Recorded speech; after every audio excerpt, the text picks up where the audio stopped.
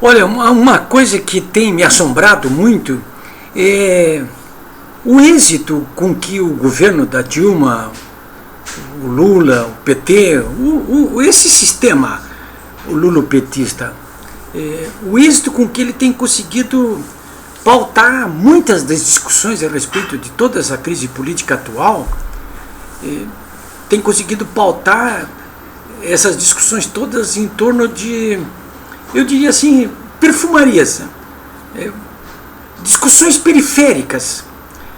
Por exemplo, eu vou colocar uma questão para vocês agora.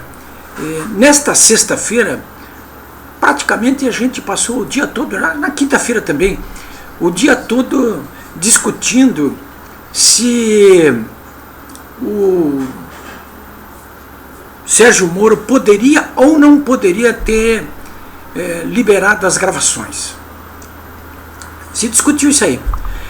Muito pouca discussão ocorreu a respeito do conteúdo dessas gravações. Claro, as gravações foram todas disponibilizadas, né? Principalmente com impacto extraordinário pelas televisões, mas também pelos sites, pelos blogs, eu mesmo aqui no meu espaço. A mídia impressa disponibilizou também bastante, mas não é a mesma coisa você ler declarações do Lula e do pessoal que conversou com ele, com a família, e do entorno do Lula. Não é a mesma coisa você ler o conteúdo dessas gravações do que você ouvir o som da voz, o tom da voz do Lula e de cada um, raivoso quase sempre, né? A própria Marisa foi flagrada ali conversando com a nora e depois conversando com o filho, e o filho perguntando, muito panelaço por aí em São Bernardo, Marisa, e ela dizendo assim, eu quero que essas mulheres peguem essas panelas e enfiam, vocês sabem aonde, né? E eles, claro, eles não têm nenhum pudor de não dizer a palavra completa, né?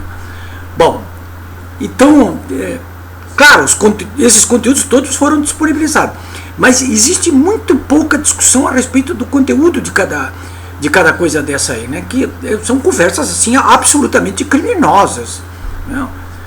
Conversas como essa conduzem qualquer um, conduziu o Delcídio para a cadeia, conduziu o senador Demóstenes Torres para a cadeia, deveria conduzir também o Lula para a cadeia, a Marisa, os filhos deles, a Dilma, né? Porque eles cometem crimes em cima de crimes ali, o principal dos quais uma decisão absoluta de obstruir a passagem dos delegados da Polícia Federal, dos procuradores do Ministério Público Federal, da Justiça Federal. Então, mas não, então uma boa parte da discussão é se o Moro poderia ou não poderia ter liberado as gravações.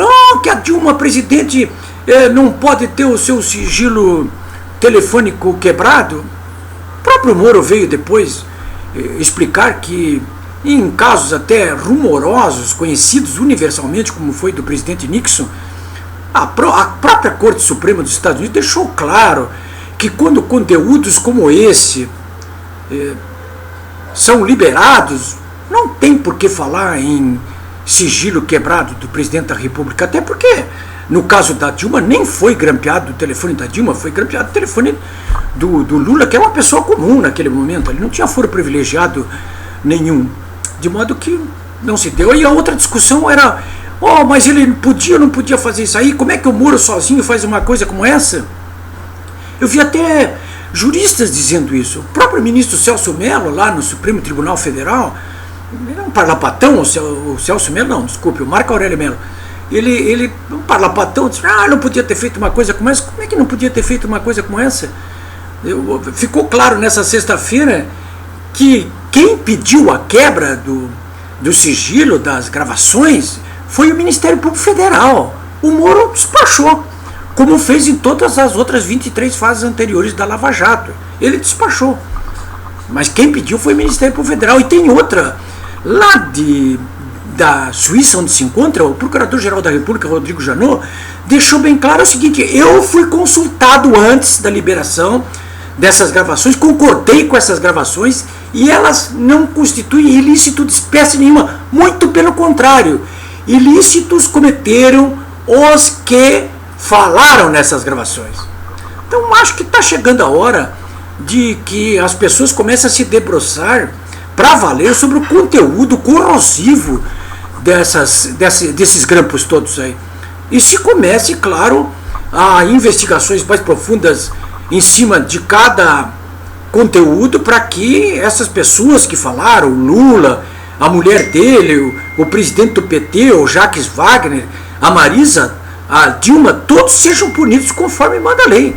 Porque os crimes estão todos ali escancarados diante da nação. Não é por outra razão que as pessoas comuns já tinham entendido isso muito antes e saíram às ruas, como saíram na quinta-feira, exatamente por isso. E continuam saindo nessa sexta-feira exatamente por isso. E vão continuar saindo exatamente por isso. Não é por outra razão que a comissão especial do impeachment foi constituída na Câmara e daqui a 10, 20 dias a Dilma vai ser ali, iniciar o julgamento dela no Senado. Provavelmente, se o Senado aceitar o que a Câmara vai decidir.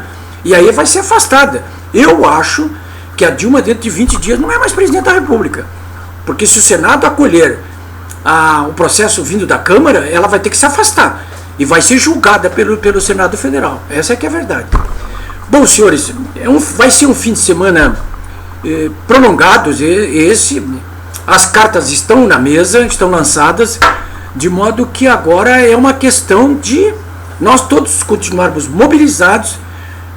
As pessoas, as entidades estão se manifestando. Nessa sexta-feira mesmo, eu já vinha cobrando durante toda a semana uma posição da FEComércio, da Federação, da Fiergues, das entidades, e todas, numa sucessão nessa sexta-feira, foram tirando notas oficiais, todas elas pedindo o imediato impeachment da presidente Dilma Rousseff como condição sine qua non para resolver essa crise. A Fiergues provavelmente já convocou uma reunião para segunda-feira e vai decidir isso. Nessa hora que eu estou falando com vocês aqui, 18 horas e 30 minutos, a Ordem dos Advogados do Brasil continua reunida em Brasília e já deu sinais claros de que também compartilha com o sentimento nacional de que será preciso impedir o passo desse governo, né, que já passou de todos os limites, e já passou da hora também. Eu vou voltar a falar com vocês, mas não vou voltar só na segunda-feira não. Eu vou falar com vocês aqui de novo no sábado e vou falar de novo com vocês aqui no domingo. Porque essa é uma hora que não dá para ficar quieto não, vamos ter que falar e vamos ter que agir, vamos ter que fazer alguma coisa.